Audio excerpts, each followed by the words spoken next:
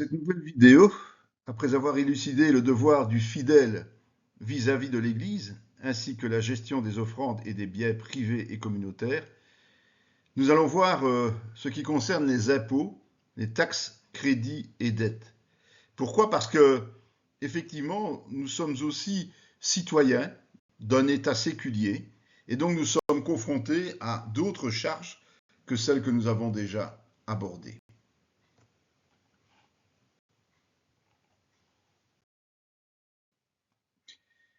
Les taxes et impôts. Par définition, les impôts et les taxes sont des contributions personnelles que nous versons à l'État pour garantir le fonctionnement des services publics au profit de tous les citoyens. C'est donc un principe de solidarité plus ou moins correctement organisé. Alors, quels sont les divers impôts répertoriés dans la Bible? C'est vrai que ce que l'on voit dans la Bible ne correspond pas tout à fait à celui qui nous incombe aujourd'hui, bien sûr. Mais il nous permet de prendre conscience de la normalité selon Dieu, de garantir le fonctionnement de la nation qui nous abrite en participant à l'effort commun. L'impôt de crise. Que Pharaon établisse des commissaires sur le pays pour lever 1/5 des récoltes de l'Égypte pendant les 7 années d'abondance, qu'il rassemble tous les produits de ces bonnes années qui vont venir, qu'il fasse sous l'autorité de Pharaon cet amas de blé des approvisionnements dans les villes et qu'ils en aient la garde. Au temps du patriarche Joseph, une famine était annoncée et il a été décidé que les commissaires lèveraient des impôts spécifiques, c'est-à-dire 1/5 des récoltes sur ordre de Pharaon et qu'ils seraient chargés de mener à bien ce travail et ensuite la consommation. L'impôt de l'asile économique. À la récolte, vous donnerez 1/5 à Pharaon, et vous aurez les 4 autres parties pour ensemencer les champs et pour vous nourrir avec vos enfants et ceux qui sont dans vos maisons. Ils dirent, tu nous sauves la vie, que nous trouvions grâce aux yeux de mon Seigneur, et que nous serons esclaves de Pharaon. Joseph fit de cela une loi qui a subsisté jusqu'à ce jour, et d'après laquelle 1/5 du revenu des terres de l'Égypte appartient à Pharaon. Il n'y a que les terres des prêtres qui ne soient point à Pharaon. Israël habita dans le pays d'Égypte, dans le pays de Gozen. Ils eurent des possessions, ils furent féconds et multiplièrent beaucoup. Genèse 47, 24 à 27. Israël a été autorisé à s'installer en Égypte à condition de rétrocéder 1/5 des récoltes. Mais cela n'a pas empêché que ce peuple d'Israël prospère, nous le savons. L'impôt des rois d'Israël.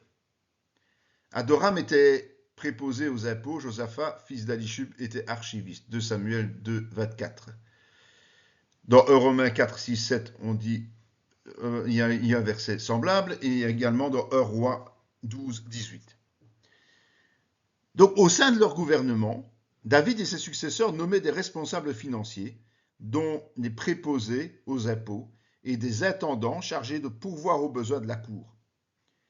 Et ces rétributions n'avaient rien de commun avec les dîmes et les offrandes réclamées par Dieu. Salomon avait même divisé la charge mensuellement pour éviter les fraudes et l'installation de mauvaises habitudes.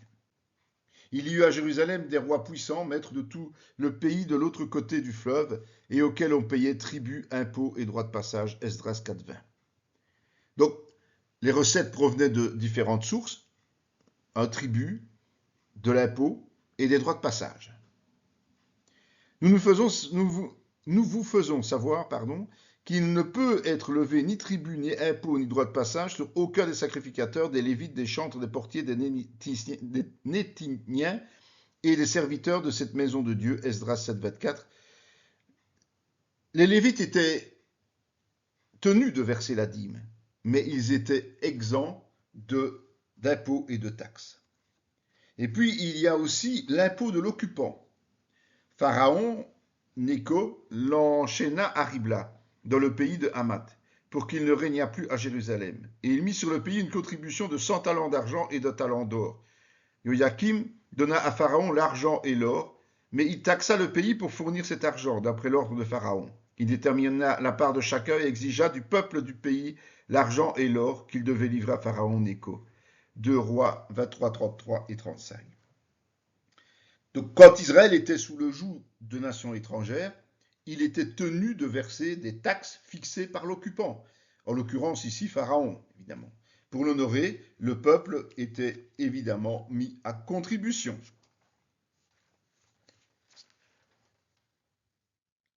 L'impôt de Moïse. Le roi appela Jéhoiada, le souverain sacrificateur, et lui dit: Pourquoi n'as-tu pas veillé à ce que les Lévites apportassent de Juda et de Jérusalem l'impôt ordonné par Moïse, serviteur de l'Éternel, et mis sur l'assemblée d'Israël pour la tente du témoignage? Car l'impie Athali et ses fils ont ravagé la maison de Dieu et fait servir pour les Baals toutes les choses consacrées à la maison de l'Éternel. Alors le roi ordonna qu'on fît un coffre et qu'on le plaça à la porte de la maison d'Éternel en dehors. Et l'on publia dans Juda et dans Jérusalem qu'on apporta à l'Éternel l'impôt mis par Moïse, serviteur de l'Éternel, sur Israël dans le désert.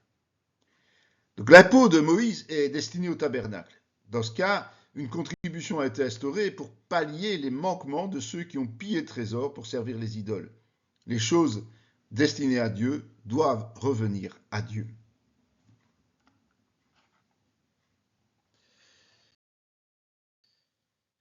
L'obligation de payer ses impôts et ses taxes. Nulle part dans la Bible, je dis bien nulle part dans la Bible, il n'est permis d'éluder l'impôt. Que le roi sache que les Juifs partis de chez toi et arrivés parmi nous à Jérusalem rebâtissent la ville rebelle et méchante, en relèvent les murs et en restaurent des fondements.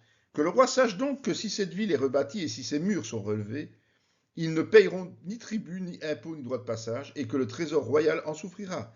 Or, comme nous mangeons le sel du palais et qu'il ne nous paraît pas convenable de voir mépriser le roi, nous envoyons au roi ces informations. Esdras 4, 12, 14.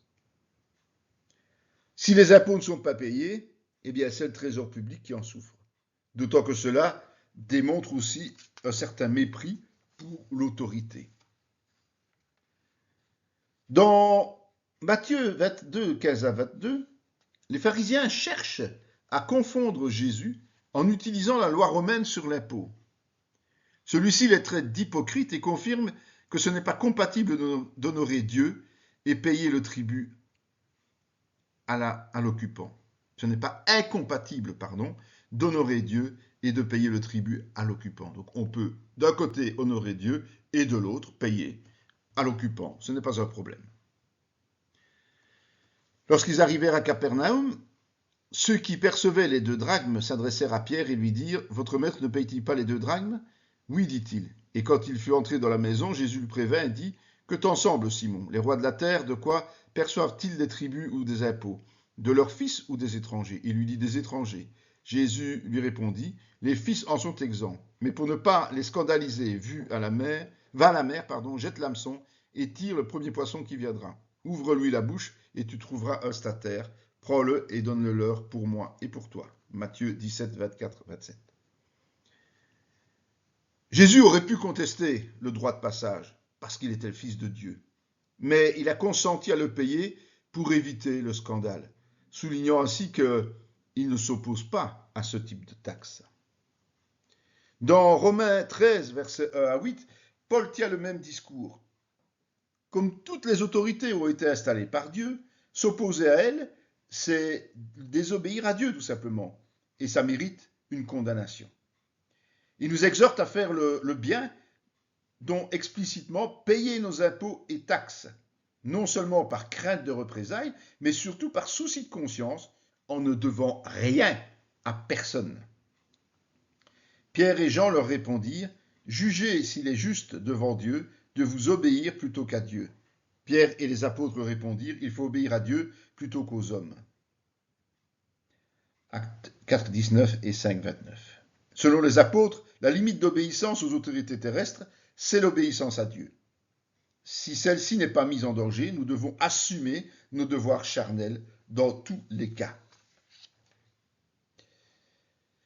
Dans Luc 5, 27, 30, alors qu'il n'a offert l'opportunité à aucun pharisien de devenir apôtre, Jésus n'a pas hésité à appeler à sa suite un collecteur d'impôts, pourtant très mal apprécié du peuple sous oppression romaine, puisqu'il était considéré comme un collaborateur.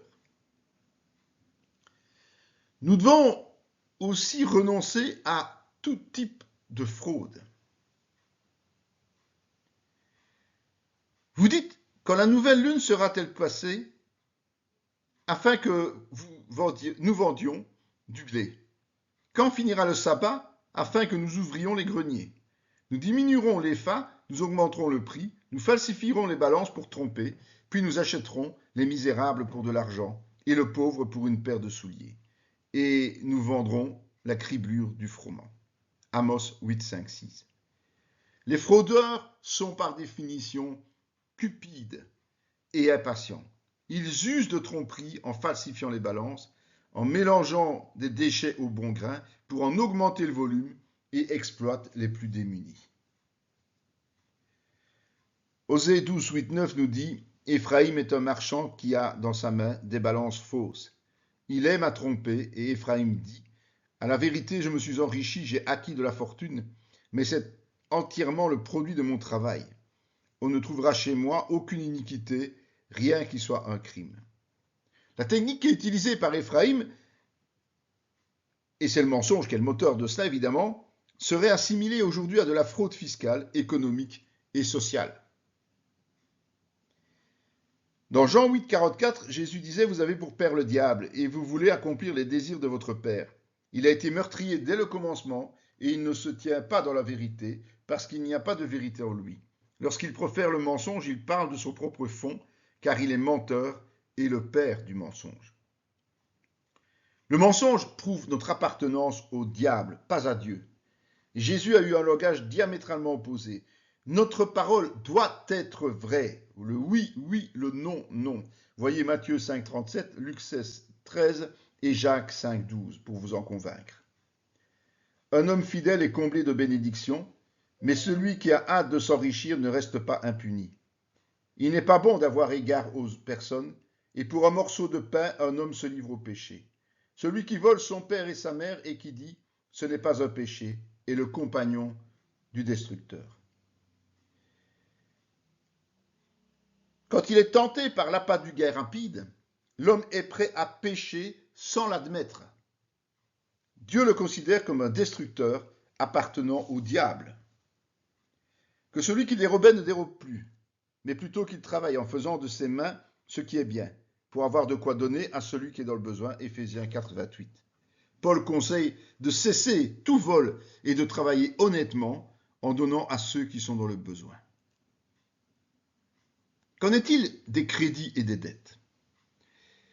Rappelons que les Juifs avaient l'interdiction de pratiquer l'usure avec leur père, de libérer leurs compatriotes esclaves après 7 années maximum, avec une rémunération, et de remettre toutes les dettes l'année du jubilé. Les crédits. Le riche domine sur les pauvres et celui qui emprunte est l'esclave de celui qui prête. Proverbe 22, 7, 28. La règle de base des dettes, c'est que l'emprunteur devient dépendant du prêteur. Dans Agé 1, 5, 6, il est dit « Ainsi parle maintenant l'Éternel des armées. Considérez attentivement vos voies. Vous semez beaucoup et vous recueillez peu. Vous mangez et vous n'êtes pas rassasiés. Vous buvez et vous n'êtes pas désaltérés. Vous êtes vêtus et vous n'avez pas chaud. Le salaire de celui qui est à gage tombe dans un sac percé. » Quand les dettes sont trop importantes, les revenus du travail ardu suffisent à peine à les rembourser, laissant de maigres miettes pour vivre. Elle allait le rapporter à l'homme de Dieu et il dit « Va vendre l'huile et paie ta dette, et tu vivras, toi et tes fils, de ce qui restera. » 2 Rois 4, 7. Si nous nous sommes malgré tout endettés, dépêchons-nous de rembourser au plus vite et vivons ensuite selon nos moyens afin d'être libres. Vous avez été rachetés à un grand prix, ne devenez pas esclaves des hommes. 1 Corinthiens 7, 23. Par le sang de Jésus, nous avons été libérés de l'esclavage du péché. S'endetter, c'est redevenir esclave des hommes. Le chrétien doit donc faire preuve de prudence, surtout au cœur des sociétés de consommation qui poussent à acheter à crédit, même le périssable. La sagesse nous engage à vivre selon nos moyens et n'avoir recours à des emprunts que pour un toit ou un véhicule raisonnable et en fonction des nécessités. Le cautionnement. L'homme dépourvu de sens prend des engagements, il cautionne son prochain. Donc s'engager pour les dettes d'autrui est dangereux, même insensé. Prend son vêtement car il a cautionné autrui.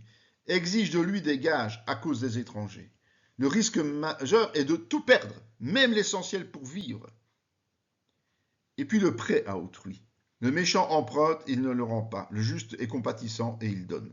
Psaume 37, 21. Lorsque nous prêtons, nous risquons de ne pas être remboursés. Ceux qui abusent de nous sont appelés les méchants. En tant que justes, dans le sens justifié, nous avons appris de ne pas refuser à celui qui demande, préférant même donner plutôt que de prêter.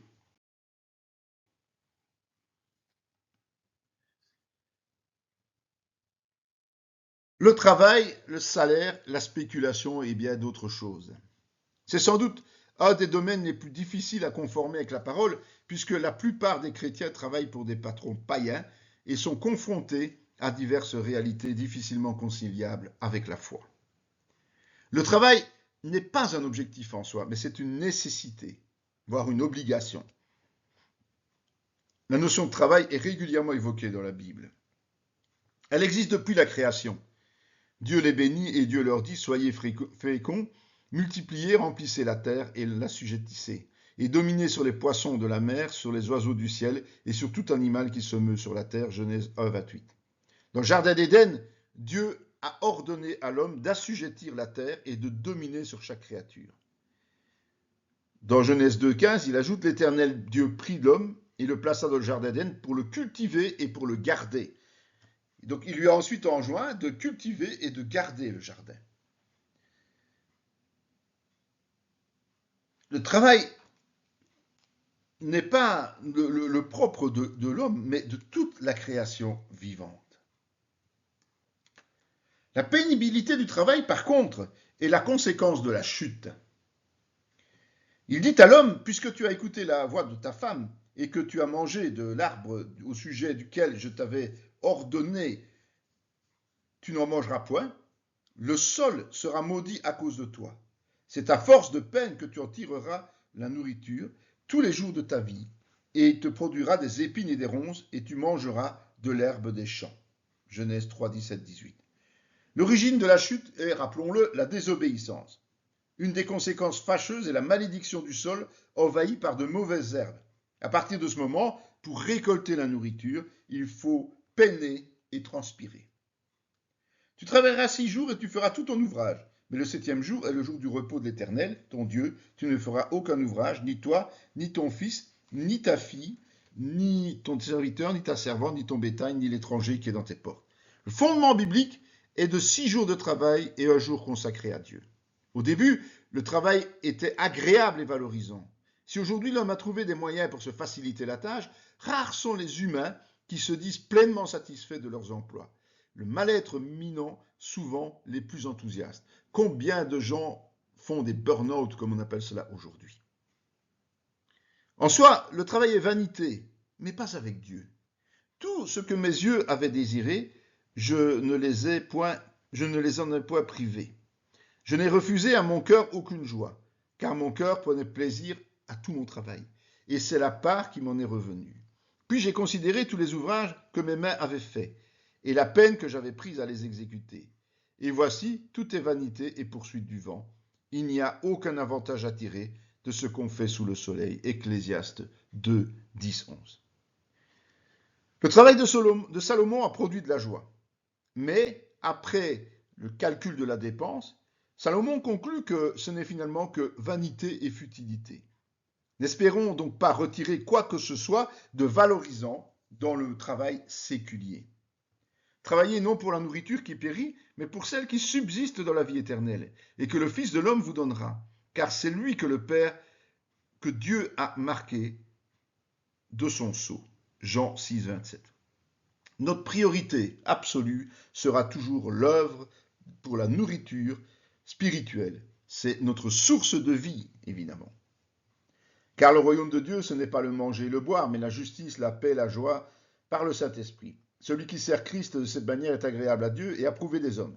Ainsi donc, recherchons ce qui contribue à la paix et à l'édification personnelle. Les critères du royaume de Dieu étant la justice, la paix et la joie, par le Saint-Esprit, notre travail séculier devra aussi y contribuer en vue d'édification. De cette manière, nous serons agréables à Christ et à Dieu. Le monde ne pourra qu'approuver la fiabilité, le rendement d'un chrétien s'investissant de la sorte.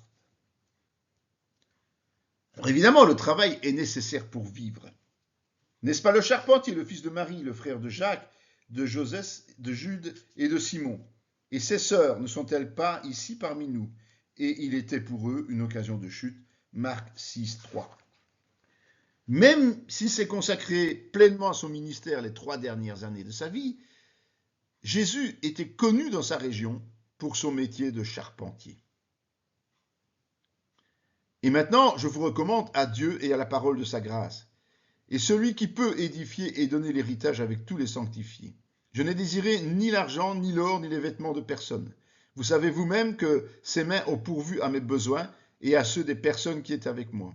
Je vous ai montré de toutes les manières que c'est en travaillant ainsi qu'il faut soutenir les faibles et se rappeler les paroles du Seigneur qui a dit lui-même « Il y a plus de bonheur à donner qu'à recevoir » Acte 2, 32-35. Paul était un fabricant de tentes. Régulièrement, malgré un ministère chargé et fécond, il travaillait de ses mains pour éviter d'être à charge des plus faibles spirituellement. Il devenait ainsi un exemple pour nombre de chrétiens qui sont appelés au service aujourd'hui. Il répondait ainsi au principe qu'il y a plus de plaisir à donner qu'à recevoir, à méditer pour beaucoup d'entre nous, évidemment. Car lorsque nous étions chez vous, nous vous disions expressément, si quelqu'un ne veut pas travailler, qu'il ne mange pas non plus. Nous apprenons cependant qu'il y en a parmi vous quelques-uns qui vivent dans le désordre, qui ne travaillent pas, mais qui s'occupent de futilités. Nous invitons ces gens-là et nous les exhortons par le Seigneur Jésus-Christ à manger leur propre pain en travaillant paisiblement. Pour vous, frères, ne vous lassez pas de faire le bien. 2 Thessaloniciens 3, 10, 13. Si quelqu'un paresse, il ne mérite pas de manger, puisqu'il recevrait ce que d'autres ont durement obtenu. Travailler permet de faire le bien autour de soi, rappelons-le. Les conséquences de la paresse. Celui qui cultive son champ est rassasié de pain, mais celui qui poursuit des choses vaines est rassasié de pauvreté. Proverbe 28, 19. Le contraste est évident. Celui qui travaille, surtout celui qui travaille dur, mange à sa faim. Mais le paresseux, il vit de la disette. Va vers la fourmi, paresseux. Considère ses voies et devient sage.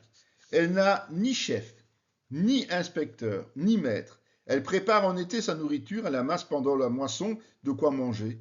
Paresseux, jusqu'à quand seras-tu couché? Quand te lèveras-tu de ton sommeil? Un peu de sommeil, un peu d'assoupissement, un peu croiser les mains pour dormir. Et la pauvreté te surprendra comme un rôdeur et la disette comme un homme en armes. Proverbe 6, 6, 11. Comme la fourmi, nous ne devons pas attendre des instructions, car nous savons ce qu'il y a à faire. Un peu de paresse cumulée suffit à nous faire basculer dans la pauvreté. À cause du froid, le paresseux ne laboure pas. À la moisson, il voudrait récolter, mais il n'y a rien. Proverbe 24. C'est un principe de cause à effet, comme il y en a beaucoup dans la parole de Dieu. Si la base du travail n'est pas accomplie, il n'y aura aucun résultat à terme. La parabole des vierges est explicite. Celles qui n'ont pas fait leur réserve d'huile trouveront porte close au retour de Christ, voir pour cela Matthieu 25, 1, 13.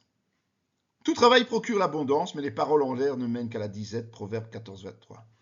Une caractéristique commune aux paresseux, c'est qu'ils parlent beaucoup, mais agissent très peu. N'aime pas le sommeil, de peur que tu ne deviennes pauvre. Ouvre les yeux, tu seras rassasié de pain. Proverbe 20, 13. Rejetons donc tout moment de léthargie pour toujours être dans la suffisance, voire l'abondance, surtout spirituelle, en servant Christ au travers de nos ouvrages terrestres.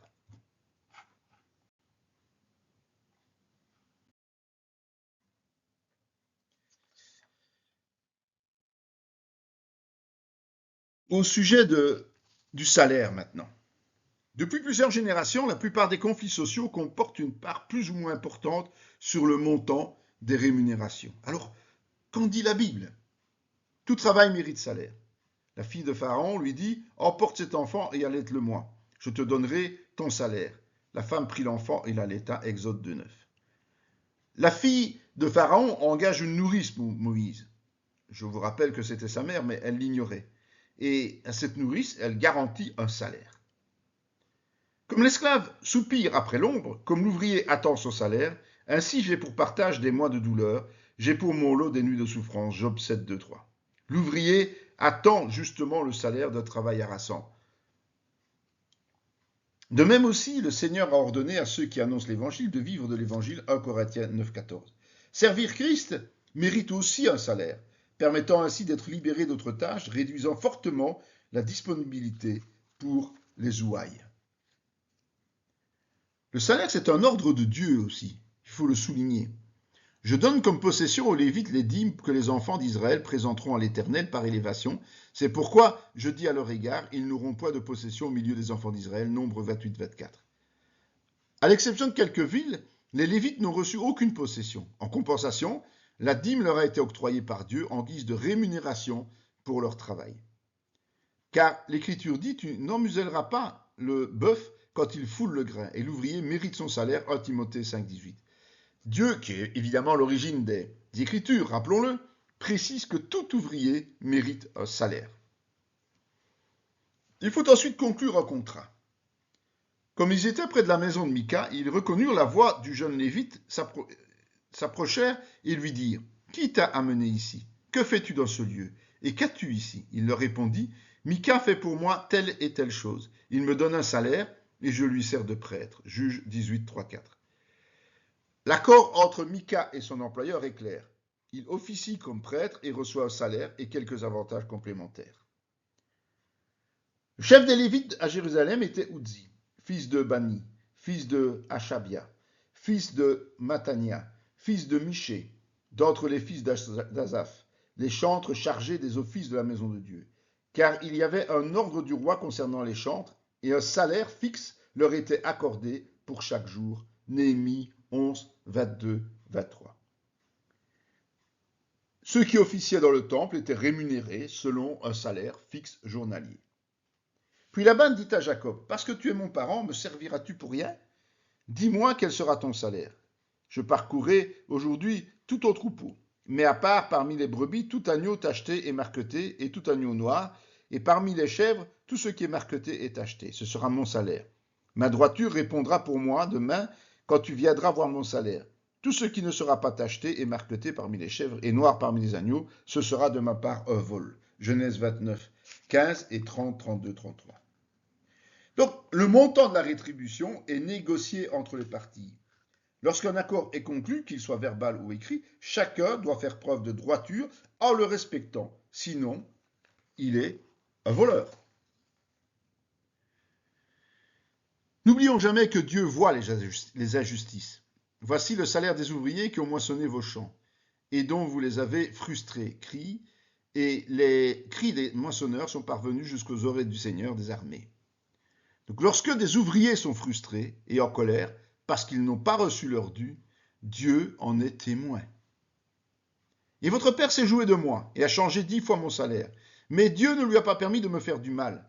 Quand il disait « les tachetés seront au salaire », toutes les brebis faisaient des petits tachetés. Et quand il disait « les rayés seront au salaire », toutes les brebis faisaient des petits rayés.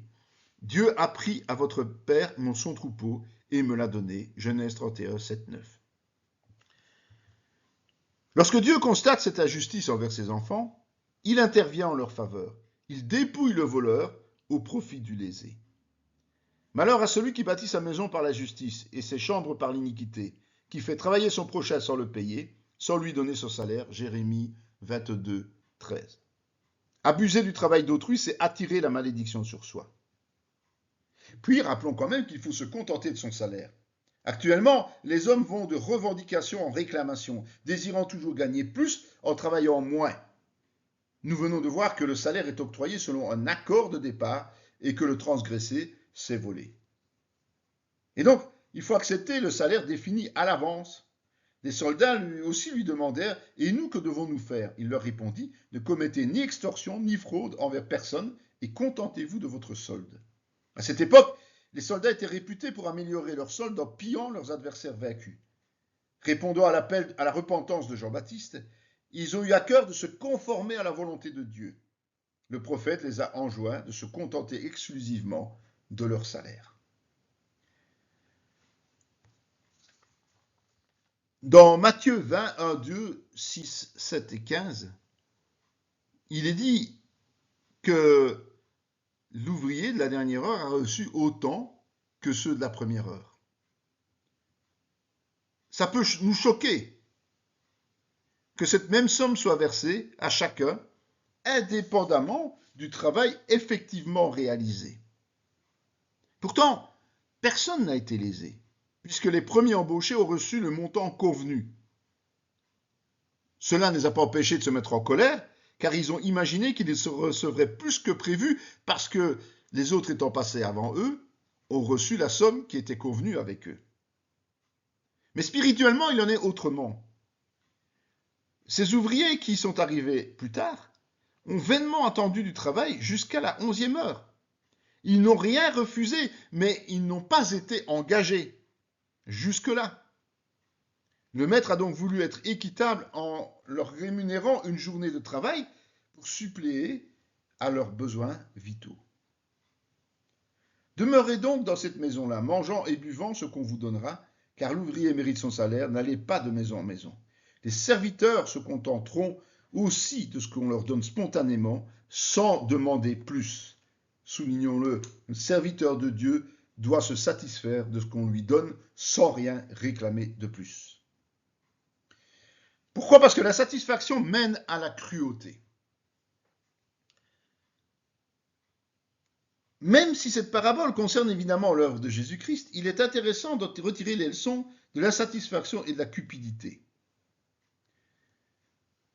Dans Matthieu 21, 33, 41, c'est l'histoire des vignerons qui sont censés rétribuer le propriétaire en lui rétrocédant une partie de leur récolte. Mais quand le propriétaire envoie ses émissaires pour récolter le fermage, ils usent de violence. Pour faire respecter les termes de leur accord, il envoie son fils, l'héritier du royaume. Et les vignerons l'assassinent, pensant ainsi conserver leurs biens.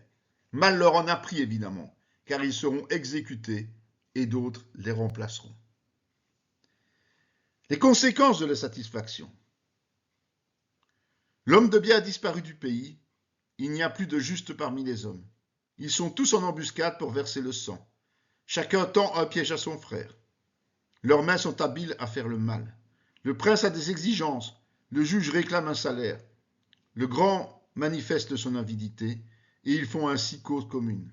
Le meilleur d'entre eux est comme une ronce, le plus droit pire qu'un buisson d'épines. Le jour annoncé par tes prophètes, ton châtiment approche. C'est alors qu'ils seront dans la confusion. Michée 7, 2, 4.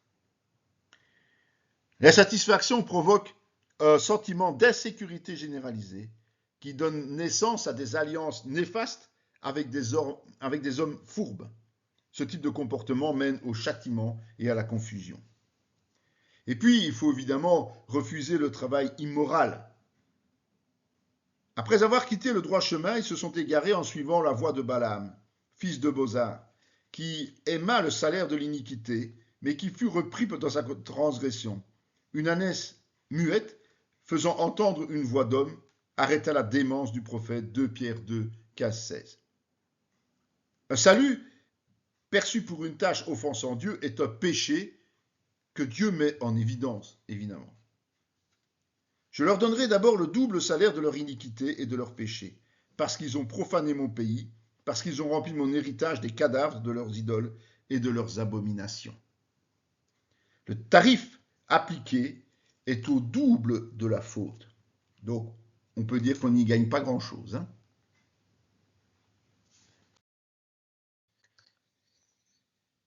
Peut-on travailler avec des gens du monde ? C'est une question fondamentale. Les chrétiens sont dispersés dans le monde et habituellement minoritaires dans leurs nations respectives. Inévitablement, ils sont confrontés à des situations pour lesquels ils doivent faire appel à des païens. Dans ces cas-là, veillons à ce que la volonté de Dieu soit respectée. Faire appel aux gens du monde. Première chose. Envoie donc un homme habile pour les ouvrages en or, en argent, en airain et en fer, en étoffe teinte, en pourpre, en cramoisi, en bleu, et connaissant la sculpture, afin qu'il travaille avec les hommes habiles qui sont auprès de moi, en Juda et à Jérusalem, et que David, mon père, a choisi. Je t'envoie donc un homme habile, intelligent, Huram-Abi, fils d'une femme d'entre les femmes de Dan et d'un père tyrien. Il est habile pour les ouvrages en or, en argent, en airain et en fer, en pierre et en bois, en étoffe teinte, en pourpre et en bleu, en étoffe de pissus et de carmin, et pour toute espèce de sculpture et d'objets d'art qu'on lui donne à exécuter. Il travaillera avec tes hommes habiles et avec les hommes habiles de mon seigneur David, ton père. 2 Chroniques 27, 13, 14.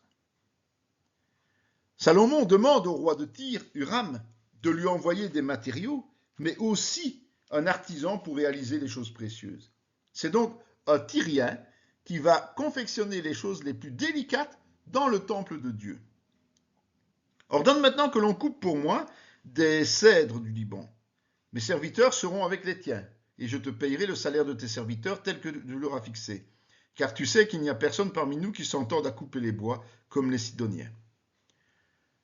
S'il est fait appel à des intervenants étrangers, c'est parce qu'on ne trouve pas nécessairement des chrétiens qui ont les aptitudes requises.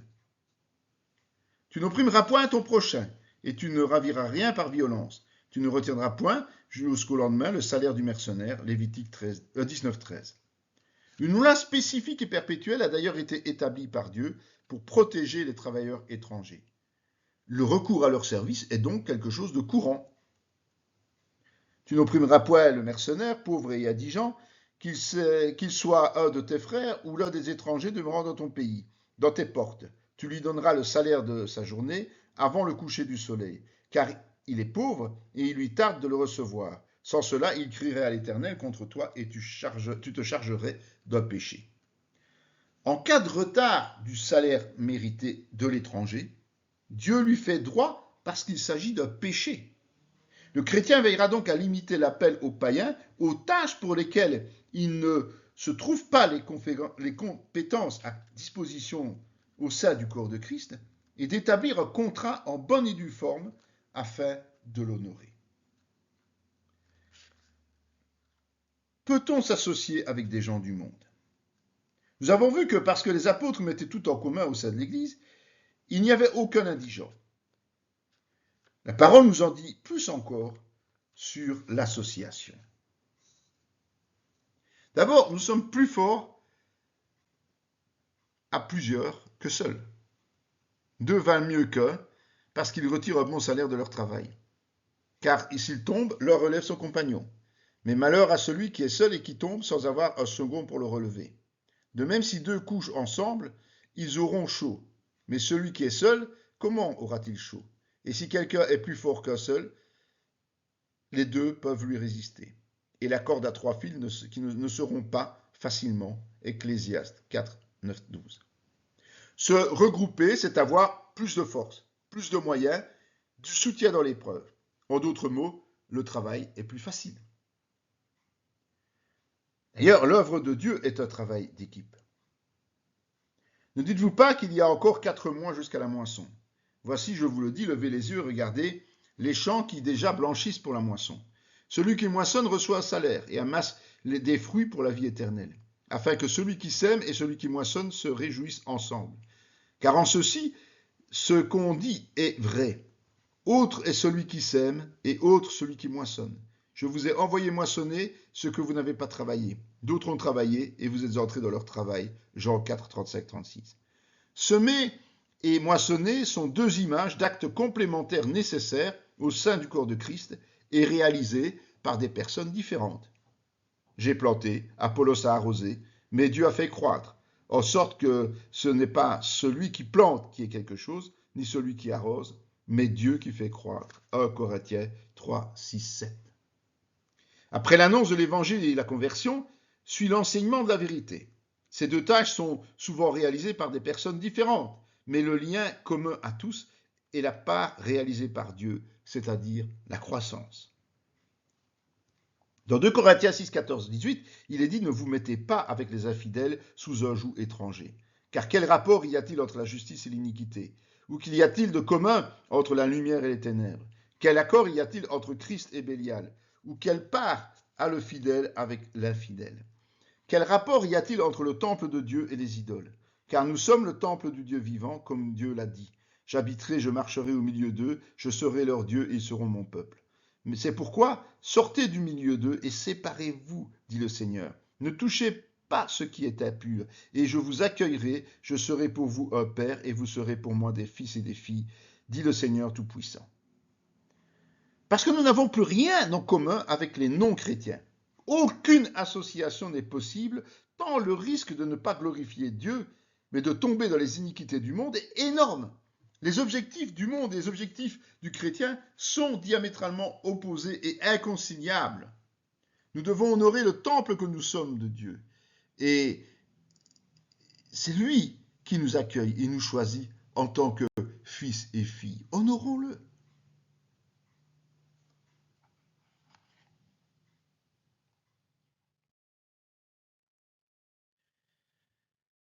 Le travail séculier et spirituel et le salaire spirituel.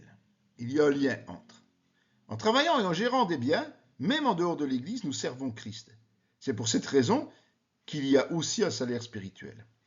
Dans l'Ancien Testament, il est déjà fait mention de ce type de rétribution. C'est un salaire à venir. Vous donc, fortifiez-vous et ne laissez pas vos mains s'affaiblir, car il y aura un salaire pour vos œuvres. 2 Chroniques 15:7. Le fait de savoir que nos sacrifices seront récompensés nous encourage évidemment à persévérer. Encore faut-il y croire. Rends-leur selon leurs œuvres et selon la malice de leurs actions. Rends-leur selon l'ouvrage de leurs mains. Donne-leur le salaire qu'ils méritent, car ils ne sont pas attentifs aux œuvres de l'Éternel, à l'ouvrage de ses mains. Qu'il les renverse et qu'il ne les relève point. Psaume 28, 4, 5. Tout travail reçoit son salaire spirituel, négatif dans ce cas-ci. Cela ne s'adresse donc pas seulement au peuple de Dieu, mais à chaque être humain, qu'il soit d'accord ou pas avec ça. Le méchant fait un gain trompeur, mais celui qui sème la justice a un salaire véritable, Proverbe 11, 18.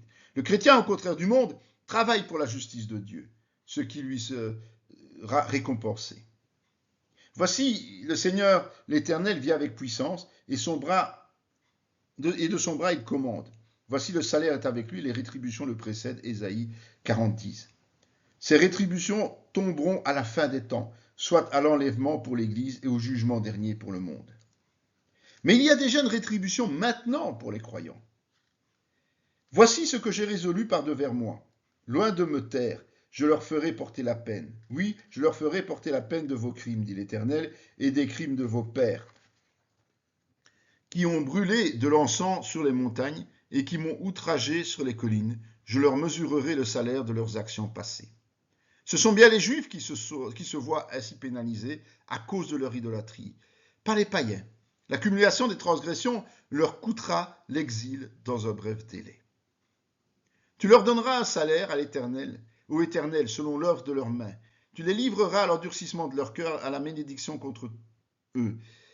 Et tu les poursuivras dans ta colère, tu les extermineras du dessous des cieux, ô Éternel. Lamentation 3, 64, 66.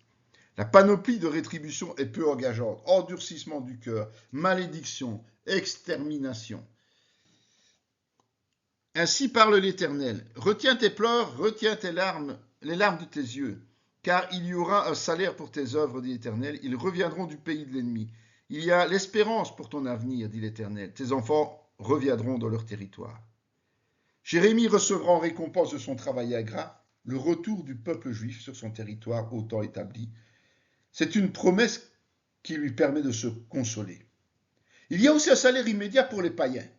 Oui, le dévastateur fond sur elle, sur Babylone. Les guerriers de Babylone sont pris, leurs arcs sont brisés, car l'Éternel est un Dieu qui rend à chacun selon ses œuvres, qui paie à chacun son salaire. Comme tout autre transgresseur de la loi divine, Babylone reçoit le salaire de ses œuvres en étant défaite. Et dans le Nouveau Testament, la continuité est de mise à l'accomplissement de la parole de Dieu. La récompense est naturelle pour Dieu, jamais forcée.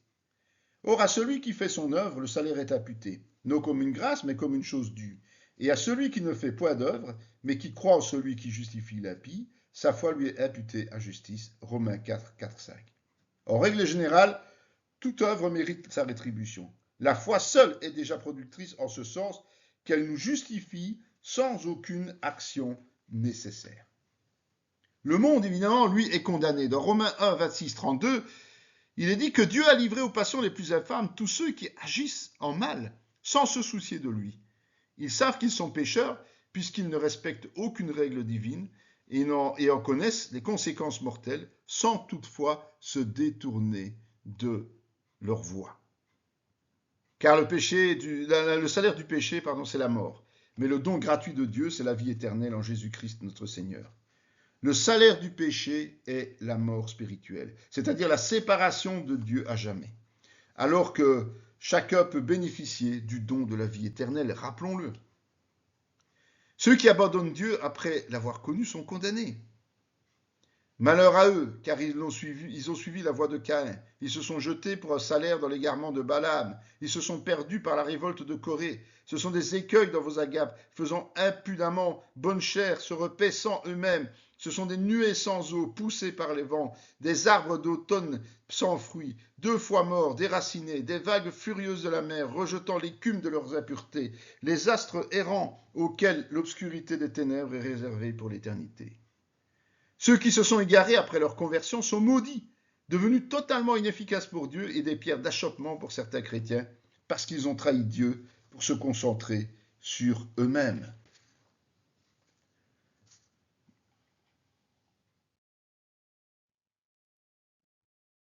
Une autre question qui est parfois posée, c'est peut-on agir sainement avec de l'argent sale? Certains ont tendance à croire que, quelle que soit l'origine des fonds, ils sont automatiquement sanctifiés par le Seigneur dans le cadre de l'Église. À l'inverse, d'autres rejettent catégoriquement toute offrande d'origine douteuse. Encore une fois, la vérité est moins tranchée. La faute d'un seul interfère sur l'ensemble de la communauté. L'histoire d'Akan qui s'est servi dans le butin voué à l'interdit dans Josué 7, 20, 26, Josué souligne le fait qu'il a ainsi troublé tout le peuple en agissant de la sorte. Il détruit donc tout ce qui est en lien avec ce pécheur, c'est-à-dire sa famille, ses biens, afin que la colère de Dieu s'apaise. L'offrande doit être pure. Tu n'apporteras point dans la maison de l'Éternel ton Dieu le salaire d'une prostituée, ni le prix d'un chien, pour l'accomplissement d'un vœu quelconque, car l'un et l'autre sont en abomination à l'Éternel ton Dieu. Deutéronome 23, 18. En actualisant cette prescription, nous comprenons aisément qu'il est proscrit de déposer de l'argent mal acquis, que ce soit du travail au noir, de la fraude, du détournement, du jeu et bien d'autres choses, à l'offrande. C'est une abomination aux yeux de Dieu. À ce qu'il n'y ait ni impudique, ni profane comme Ésaü, qui pour un mets vendit son droit d'aînesse. Hébreux 12, 16. Ceux qui agissent de la sorte sont des impudiques et profanes, comme Ésaü, qui vendit son droit d'aînesse, c'est-à-dire l'héritage de Dieu, pour un plat de lentilles. Mais parfois, Dieu sanctifie ce qui est impur. Tout l'argent et tout l'or, tous les objets d'airain et de fer seront consacrés à l'Éternel et entreront dans le trésor de l'Éternel. Toutes ces richesses ont été acquises au cours de conquêtes sanglantes, mais Josué les place dans le trésor de Dieu parce que Dieu les sanctifie. Au bout de 70 ans, l'Éternel visitera Tyr, et elle retournera à son salaire impur. Elle se prostituera à tous les royaumes de la terre sur la face du monde. Mais son gain et son salaire impur seront consacrés à l'Éternel. Ils ne seront ni entassés ni conservés, car son gain fournira pour ceux qui habitent devant l'Éternel une nourriture abondante et des vêtements magnifiques. Ésaïe 23, 17, 18. Tyr est destiné à vivre de manière impudique, récoltant un salaire impur. Pourtant, celui-ci sera consacré à Dieu et distribué au profit de son peuple. En conséquence, aucun chrétien n'est autorisé à apporter la moindre offrande issue d'une origine impure. C'est seulement à la seule initiative de Dieu que l'Église pourrait, le cas échéant, utiliser des moyens dont l'origine est impure, par exemple dans le cadre d'un dédommagement lié à un procès ou d'un don d'un repenti. La plus grande prudence est toujours de mise, évidemment.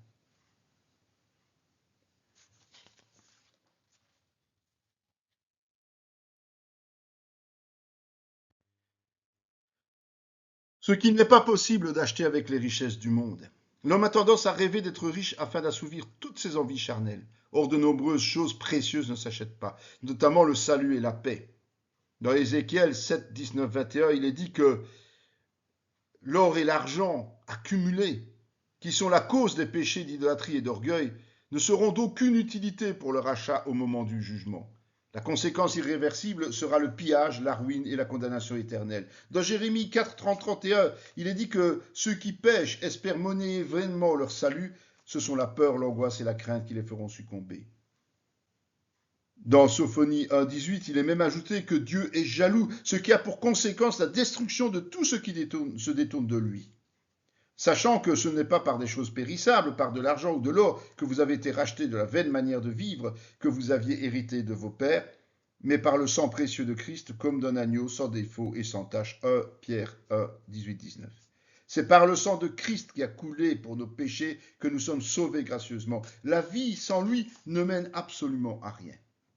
Le don du Saint-Esprit non plus, et les autres dons. Dans l'histoire d'Actes 8, 18, 21, c'est l'histoire de Simon. Simon a imaginé pouvoir acheter le don de Dieu avec de l'argent. Et Pierre dénonce sa duplicité et lui conseille de faire repentance sans garantir que Dieu lui pardonnera une telle tentative provenant de son cœur. Dans 1 Timothée 9, 10 et 1 Pierre 3, 3, 5,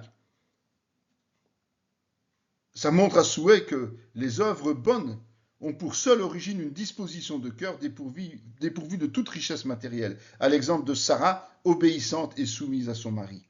L'œuvre ne nous apporte rien, on ne peut pas acheter. Les années de vie en plus, on ne peut pas non plus. Dans Luc 12, 18, 21, cet homme riche pense que ses réserves vont lui permettre de vivre sereinement. Lui qui a abattu ses greniers pour en construire de plus grands. Or Dieu le rappelle la nuit suivante, jugeant son comportement dénué de sens, parce que la vraie richesse est auprès de lui.